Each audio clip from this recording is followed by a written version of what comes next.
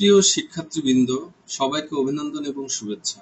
আমি মোহাম্মদ রাশেদুল ইসলাম রাশেদ, সহকারী অধ্যাপক, হাবিবুল্লাহ বাহার কলেজ, শান্তিনগর, ঢাকা। আমরা জানি জাতীয় বিশ্ববিদ্যালয় সকল বিভাগের জন্য আবশ্যিক বিষয় হিসেবে information and communication technology ICT বা তথ্য ও যোগাযোগ প্রযুক্তি বিষয়টিকে আবশ্যিক হিসাবে নির্ধারণ করেছে। কম্পিউটার, ইন্টারনেট এবং তথ্য ও যোগাযোগ প্রযুক্তি সম্পর্কে বাস্তব জ্ঞান দান করাই এই কোর্সটির মূল লক্ষ্য। বাস্তব জীবনের প্রয়োজনীয়তার উপর নির্ভর করে এবং বর্তমান বিশ্বের সাথে তাল মিলিয়ে চলতে এমন একটি বিষয় নির্ধারণ করার জন্য জাতীয় বিশ্ববিদ্যালয় অবশ্যই প্রশংসার দাবিদার। বর্তমান বিশ্বে শিক্ষা, স্বাস্থ্য, চিকিৎসা, ব্যবসা, বাণিজ্য, পেশা, যোগাযোগ, প্রশাসন, জীবনের সর্বক্ষেত্রেই আইসিটি বা তথ্য ও যোগাযোগ প্রযুক্তির প্রয়োজনীয়তা অনস্বীকার্য। তাই এই বিষয়টির গুরুত্ব আরোপ করে জাতীয় বিশ্ববিদ্যালয় সবার জন্য আবশ্যিক করেছে। আমি তোমাদের সাথে আছি এবং তোমাদের প্রতিটি বিষয় সম্পর্কে আমি বিস্তারিত আলোচনা করব। আজকে আমরা সিলেবাস, জাতীয় বিশ্ববিদ্যালয় যে সিলেবাস দিয়েছে সেই সিলেবাসটা নিয়ে আলোচনা করব। এবং আমি সবসময় একটি কথা বলি যে আমরা কোনো বিষয়ের পাঠ্যক্রম বা সিলেবাস যদি ভালোভাবে বুঝতে পারি তাহলে আমাদের আসলে ওই বিষয়ের 20% পড়াশোনা হয়ে যায়। তো আমার ভিডিওগুলো যদি তোমরা নিয়মিত দেখো তাহলে এই আইসিটি বা তথ্য ও যোগাযোগ প্রযুক্তি নিয়ে তোমাদের আর কোনো সমস্যা থাকবে না। জাতীয় বিশ্ববিদ্যালয় কর্তৃক যে আইসিটি বিষয়টা নির্ধারণ করা হয়েছে, তো আমার ভিডিওগুলোতে আইসিটির প্রতিটি কন্টেন্টে থাকছে সহজ সরল ব্যাখ্যা।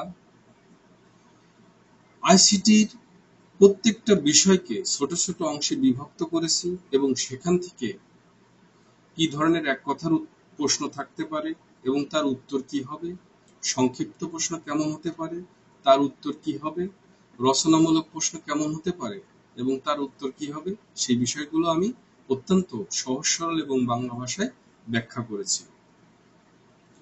প্রতিটি বিষয় বোঝার সুবিধার্থে ছোট ছোট অংশে বিভক্ত করেছি, প্রয়োজনীয় টেবিল বা চিত্রে ব্যবহার করেছি। আমি রিসোর্স বা তথ্য উপাত্ত সংগ্রহের ক্ষেত্রে জাতীয় বিশ্ববিদ্যালয় কর্তৃক যে বইগুলো, তোমাদের টেক্সট বইগুলো নির্ধারণ করা হয়েছে, সেই বইগুলো থেকে আমি রেফারেন্স গ্রহণ করেছি। তাই তোমরা এখানে একটা নির্ভরযোগ্য এবং অথেন্টিক তথ্য, যেটা দিলে তোমাদের নাম্বার বেশি আসবে, সেই বইগুলো থেকে আমি তথ্যগুলো কালেক্ট করেছি। শিক্ষার্থীবৃন্দ, আজকে আমরা জাতীয় বিশ্ববিদ্যালয় কর্তৃক প্রণীত যে সিলেবাস, সেই সিলেবাসটা নিয়ে আলোচনা করব। তো সিলেবাসটা তোমাদের বোঝার সুবিধার্থে আমি একটু নিজের মতো করে সাজিয়ে লিখেছি, যাতে তোমরা সহজ ভাষায় বুঝতে পারো। Information and communication technology ICT, অর্থাৎ তথ্য ও যোগাযোগ প্রযুক্তি। তথ্য ও যোগাযোগ প্রযুক্তির মধ্যে আজকে এই সিলেবাসের যে বিষয়গুলো আমি নিয়ে আলোচনা করব, অর্থাৎ আইসিটি সিলেবাস কি, কোর্সের নাম, কোড, মার্কস, ক্রেডিট, কোর্সের উদ্দেশ্য, কয়টি অধ্যায় আছে, কি কি পড়তে হবে, পাঠ্যক্রমের শিখন ফল, কিভাবে পড়লে ভালো হবে, এসব বিষয়গুলো আমরা আলোচনা। দেখো, আমাদের জাতীয় বিশ্ববিদ্যালয়ের সিলেবাসের যে কোড, এখানে দুইটা কোড আছে। একটা হচ্ছে 219903, আরেকটা হচ্ছে 04। তো এখানে থিওরিটিক্যাল যেটা, অর্থাৎ একটাতে আছে 75 নাম্বার এবং একটাতে আছে 25 নাম্বার। জাতীয় বিশ্ববিদ্যালয়ের সকল বিভাগের জন্য যে আবশ্যিক তথ্য ও যোগাযোগ প্রযুক্তি যে সিলেবাসটা করেছে, সেখানে সিলেবাসটাকে আমরা দুই ভাগে আসলে ভাগ করতে পারি। একটা হচ্ছে তত্ত্বীয় অংশ এবং একটা হচ্ছে প্রায়োগিক অংশ।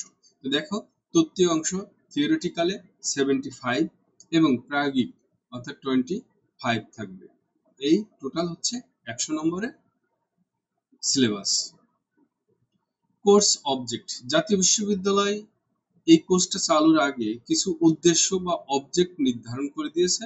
তো এখানে জাতীয় বিশ্ববিদ্যালয় যেভাবে দিয়েছে সেভাবে আমি তুলে ধরেছি, কিন্তু এখানে আমি তোমাদেরকে অতিরিক্ত একটু বোঝার সুবিধার জন্য, কারণ অবজেক্টটা বোঝা খুবই জরুরি, কারণ প্রত্যেকটা বিষয়ের আসলে সিলেবাস বা পাঠ্যক্রমের প্রত্যেকটা বিষয় আমাদের যদি প্রথম অবস্থায় আমরা ভালো করে বুঝতে পারি, তাহলে আমাদের জন্য সব বিষয়গুলো সহজ হয়ে যাবে। তো আমি সেখানে একটু বাংলা করে দিয়েছি। দেখো, এই কোর্সের প্রধান উদ্দেশ্য হলো শিক্ষার্থীদের প্রযুক্তিগত ব্যবহারের দক্ষতা, ব্যবস্থাপনা, প্রয়োগের মাধ্যমে সমস্যার সমাধান এবং জীবন ও কাজের বিভিন্ন দিকে উন্নত করার সক্ষমতা গড়ে তোলা।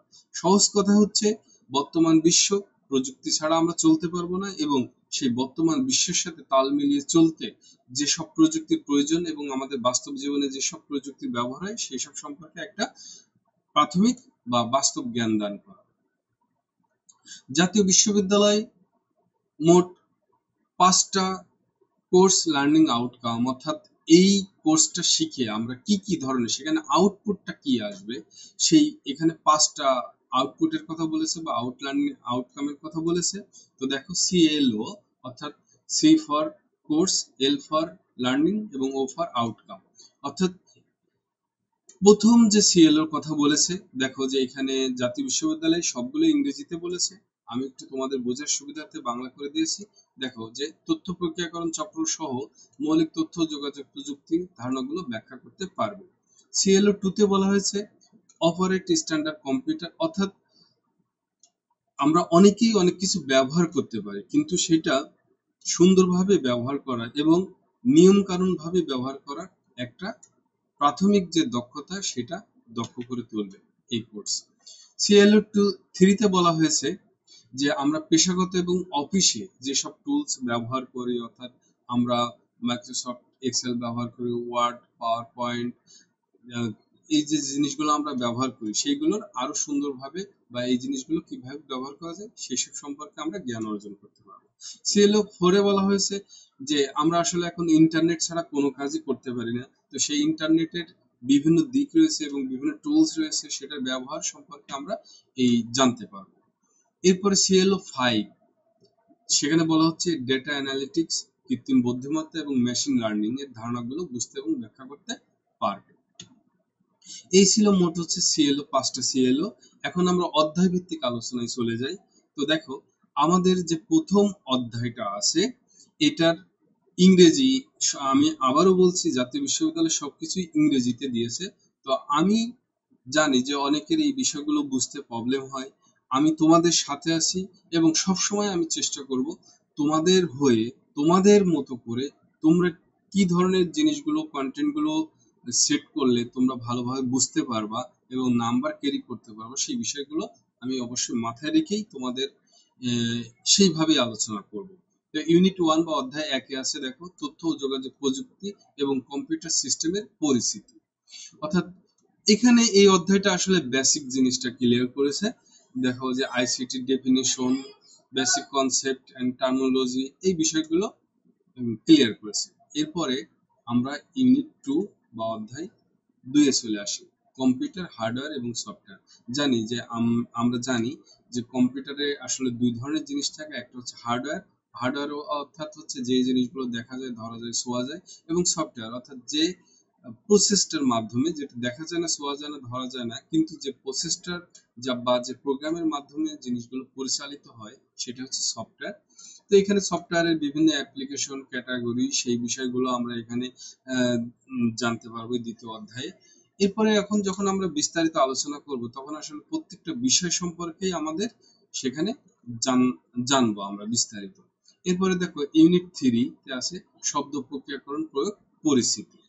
তাহলে আমরা যে এমএস ওয়ার্ডে যে জিনিসগুলো লিখি সেগুলো কিভাবে সেভ করব, তারপরে সেগুলো ফন্ট কিভাবে ঠিক করব, ফন্টের বিভিন্ন কালার করা যায়, কপি পেস্ট করা যায়, এবং কোনো জিনিস ভুল হলে আনডু করা যায়।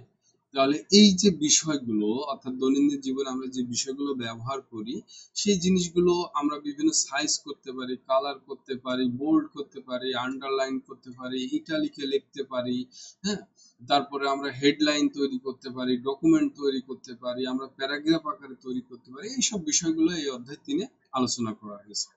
এরপরে ইউনিট 4, স্প্রেডশিট। স্প্রেডশিট মূলত হচ্ছে এক্সেল শিটের যে কাজগুলো। দেখো যে আমরা বড় বড় হিসাব করার জন্য সেখানে বিভিন্ন সেল ব্যবহার করি এক্সেল শিটে।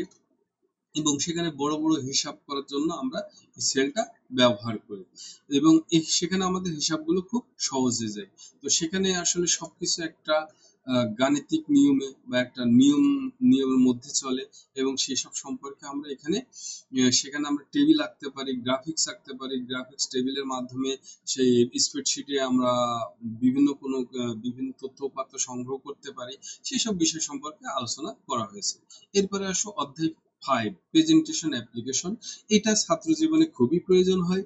আমরা কোনো একটা বিষয় সম্পর্কে যখন সাজিয়ে গুছিয়ে আমরা কোনো কিছু একটা তথ্য যোগাযোগ প্রযুক্তির মাধ্যমে যে বিষয়গুলো আছে, যে টুলস গুলো আছে, সেগুলো ব্যবহার করে আমরা যখন একটা জিনিস উপস্থাপন করি, তখন সেটা হচ্ছে প্রেজেন্টেশন। প্রেজেন্টেশনের বিভিন্ন অ্যাপ্লিকেশন টুল গুলো আছে এবং এর নানাবিধ কার্যক্রম আছে। প্রেজেন্টেশনে আমরা নানা ধরনের অ্যানিমেশন ব্যবহার করতে পারি, বিভিন্ন কোনো ব্যবহার করা যায় এবং একজনের একটা প্রেজেন্টেশন প্রেজেন্ট করা দেখলেই বোঝা যায় তার কোয়ালিটি এবং তার পড়াশোনার গভীরতা। তাহলে এই অধ্যায় 5-এ আমরা এই বিষয়গুলো জানবো। অধ্যায় 6, প্রাইভেসি অ্যান্ড সিকিউরিটি। অর্থাৎ যে কোনো বিষয়ের শত্রুতা থাকবে এবং সেই আমরা জানি যে এখানে বিভিন্ন ধরনের হ্যাক হয়। যেমন আমাদের মোবাইলে অনেক সময় মেসেঞ্জার হ্যাক হয়। মেসেঞ্জার হ্যাক হয়ে সব কাছের পরিচিত লোককে অনেক সময় মেসেজ দেয় যে আমি খুব বিপদে পড়ছি, আমাকে টাকা পাঠাও, কিন্তু কথা বলে না। তাহলে এই যে আমাদের যে মেইলগুলো ব্যবহার করি বা প্লাগরিজমের কথা বলা হয়েছে, ফিশিং এর কথা বলা হয়েছে, সফটওয়্যার প্রাইভেসি, ওয়ানস্যাম, ভাইরাস, স্প্যাম, এই যে যে জিনিসগুলো, অর্থাৎ ভাইরাস আমাদের বিভিন্ন সময় অ্যাটাক করে, তারপরে হচ্ছে যে অন্যের লেখা চুরি করে আরেকজন চালিয়ে দেয়। তো এই সব বিষয়গুলো আমরা কিভাবে আমাদের তথ্যগুলোকে নিরাপদ রাখতে পারি সেই সব বিষয় সম্পর্কে এখানে আলোচনা করা হয়েছে। এরপরে ইউনিট 7, অধ্যায় 7, যোগাযোগ ও তথ্য প্রাপ্তির জন্য ইন্টারনেটের ব্যবহার। আসলে বিভিন্ন ধরনের ইন্টারনেট হয়। এখানে আমরা ইন্টারনেটের যে বিভিন্ন ধরনের ব্যবহার এবং বিভিন্ন ধরন, সেই সব ইন্টারনেট সম্পর্কে আমরা বিস্তারিত এই অধ্যায়ে জানবো। এবার আসো যে আমরা আসলে জাতীয় বিশ্ববিদ্যালয়ে তোমাদের বিভিন্ন সময় বিভিন্ন নোটিশ দেয়, আমরা এগুলো পাই না, কোথা থেকে পাওয়া যায় সেটাও জানি না। তো আমার একটা আইসিটি মাস্টার নামে ফেসবুক পেজ আছে। তোমরা যদি এই আইসিটি মাস্টার ফেসবুক পেজটা ফলো দিয়ে রাখো, তাহলে জাতীয় বিশ্ববিদ্যালয়ের সকল আপডেট তথ্য সবার আগে পেয়ে যাবে। কখন ফর্ম ফিল আপ হবে, কখন তোমাদের ভর্তি কার্যক্রম শুরু হচ্ছে, পরীক্ষার রুটিন সহ যাবতীয় সবকিছু তোমরা এই পেজটায় পাবা। তাহলে এই যে পেজের ছবিটা দিয়ে দিয়েছি এবং পেজের নামটা হচ্ছে আইসিটি মাস্টার। তাহলে তোমরা এই পেজটা ফলো দিয়ে রাখলে তোমরা সেখানে সবকিছু তথ্য, জাতীয় বিশ্ববিদ্যালয় সংক্রান্ত সকল তথ্য আপডেট এবং সবার আগে পাবা। এরপরে অধ্যায় 8, যেটা সবচেয়ে গুরুত্বপূর্ণ, বর্তমান বিশ্বের সাথে সবচেয়ে সামঞ্জস্যপূর্ণ একটা অধ্যায়, সেটা হচ্ছে উদীয়মান প্রযুক্তি, ডেটা অ্যানালিটিক্স, কৃত্রিম বুদ্ধিমত্তা এবং মেশিন লার্নিং, এআই, অর্থাৎ আর্টিফিশিয়াল ইন্টেলিজেন্স। এই আর্টিফিশিয়াল ইন্টেলিজেন্স দিয়ে আমরা এখন অনেক সমস্যার সমাধান করতে পারি এবং অনেক কিছুই আমরা তৈরি করতে পারি। এরপরে মেশিন লার্নিং এর কথা বলা হয়েছে, অর্থাৎ মেশিন লার্নিং কিভাবে কাজ করে সেই বিষয়গুলো আমরা এখানে জানবো। ডেটা অ্যানালিটিক্স, কৃত্রিম বুদ্ধিমত্তার যে সকল বিষয়গুলো রয়েছে এবং তাদের মধ্যে যে সম্পর্কগুলো রয়েছে, কি কি কাজে আমরা ব্যবহার করতে পারি, সেসব সম্পর্কে আমরা এখানে বিস্তারিত জানতে পারবো।